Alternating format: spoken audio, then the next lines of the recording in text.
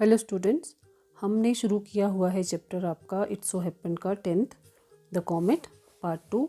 और पिछले वीडियो में हमने ये पढ़ा था कि जो दत्तादा हैं वो ये जानकर भड़क गए थे कि उनके घर में यज्ञ किया जा रहा था ताकि जो कॉमेट दत्ता है जो उन्होंने खोज किया है जिसकी उन्होंने उससे उनके घर पर या किसी पृथ्वी पर कोई भी बुरा प्रभाव नहीं पड़ेगा। तो इस कथन पर दत्तादा भड़क उठे थे और उन्हें ये कहा था कि ये सब अंधविश्वास है।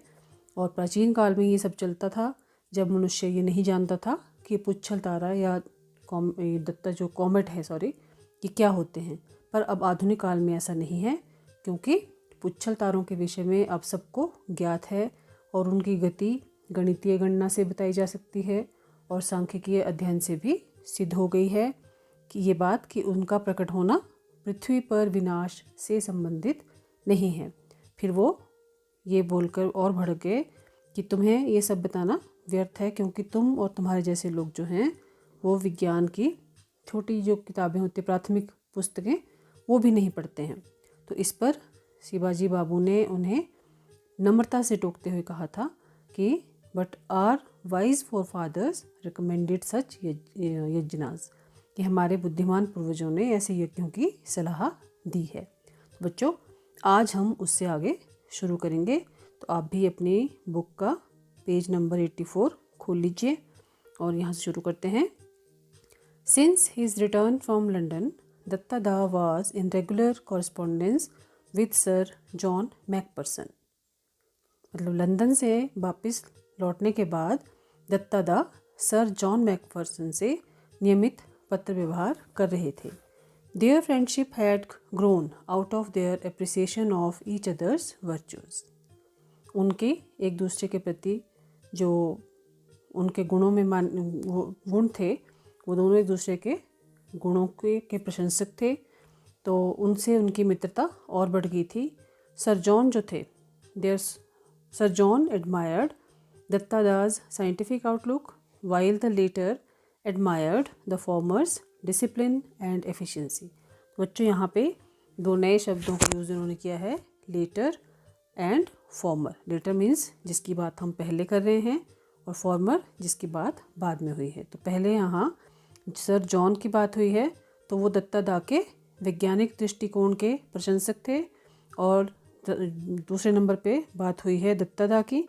सर जॉन का नाम पहले आया है तो वो लेटर हैं और दत्तादा का नाम बाद में आया है तो फॉर्मर है। तो फॉर्मर मीन्स दत्तादा जो थे वो पहले वाले के यानी सर जॉन मैकफर्सन के अनुशासन और उनकी कुशलता के प्रशंसक थे।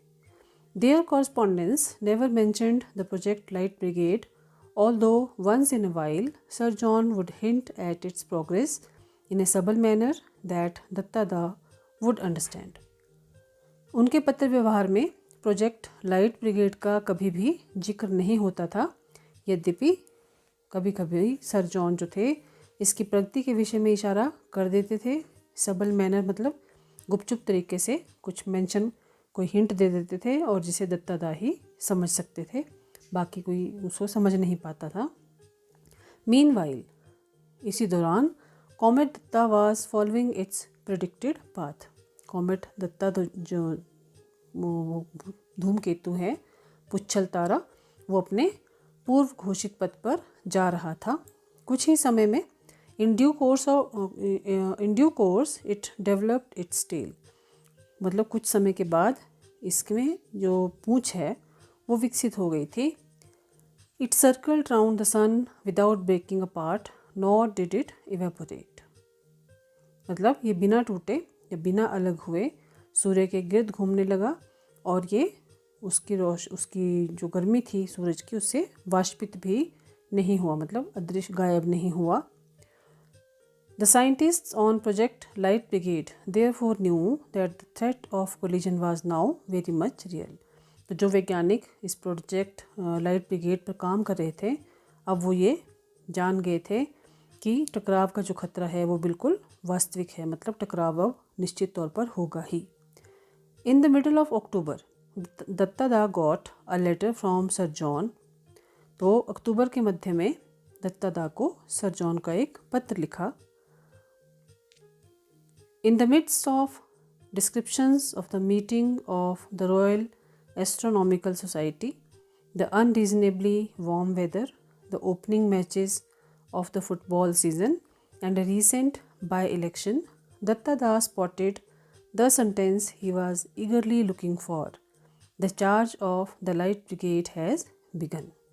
तो जो पत्र मिला था उसमें रॉयल एस्ट्रोनॉमिकल सोसाइटी की बैठक, बेमौसमी गर्मी, फुटबॉल के हो रहे मौसमी मैचों और एक मतलब अचानक से एक उपचुनाव होने थे वहाँ पे, उन विवरणों के बीच में दत्ता दा को वह वाक्य भी मिल गया जिसके लिए वो उत्सुक थे, जो वो पढ़ना चाह रहे थे। और वो क्या था कि लाइट ब्रिगेड ने, the charge of the light brigade has begun, मतलब लाइट ब्रिगेड का जो काम है, जो उनका प्रोजेक्ट था वो उस पर वो शुरू हो गया है। Let's hope for the best, हमें आशा करनी चाहिए कि जो रिजल्ट्स हैं वो उत्तम होंगे। So the spacecraft had been launched at time, इसका मतलब ये था कि अंतरिक्ष यान को सही समय पर छोड़ दिया गया था। But will it achieve the rendezvous in time and at the right place, लेकिन क्या इसका सही समय और ठीक जगह पर मिलन होगा? Will the remote control detonation work, क्या रिमोट कंट्रोल विस्फोट कर पाएगा सही समय पर?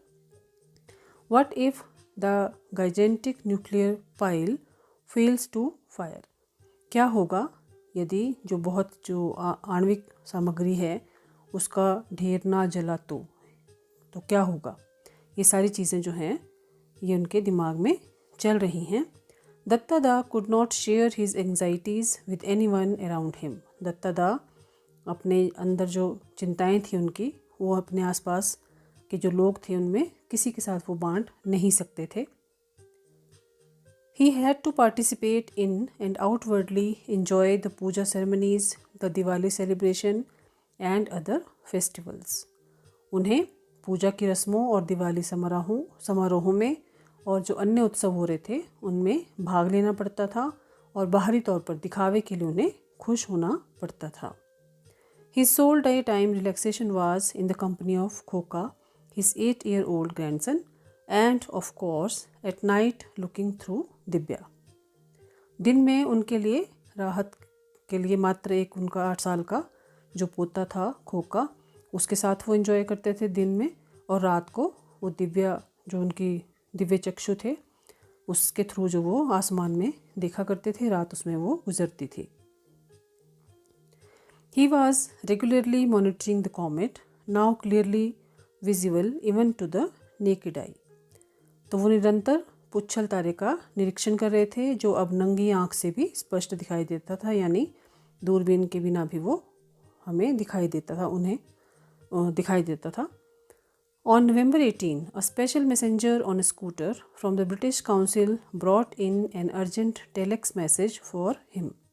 18 नवंबर को एक विशेष संदेशवाहक ब्रिटिश काउंसिल से एक टेलेक्स मैसेज उनके लिए लेकर आया। बच्चों उस समय ये फैक्स वगैरह नहीं होते थे, व्हाट्सएप भी नहीं होते थे मैसेज भेजने के लिए, तो उस समय टेलेक्स मैसेज होते थे जिन्हें कोड वर्ड में लिखा जाता था, फिर उसे डीकोड करके वो पढ़ते थे। तो उस मैसेज में क्या लिखा था? The telex operator in Calcutta had wondered what was so special about it to make it so urgent. तो कलकत्ता का जो टेलेक्स चालक था, ऑपरेटर, वो हैरान था कि इसमें ऐसी क्या विशेषता थी कि इसे इतना अर्जेंटली भेजा गया था। But on reading it Datta da lost all his lethargy and rush to his favourite rasgulla shop. लेकिन उस मैसेज को पढ़ने के बाद दत्ता दा की सारी सुस्ती भाग गई और वो शीघ्रता से अपनी प्रिय रसगुल्लों की दुकान पर गए। द मैसेज रेड, मैसेज में क्या लिखा था? I am confident now of buying my Christmas present on December 15, John McPherson. अब मैं 15 दिसंबर को अपने क्रिसमस के उपहार खरीदने के लिए आश्वस्त हूँ।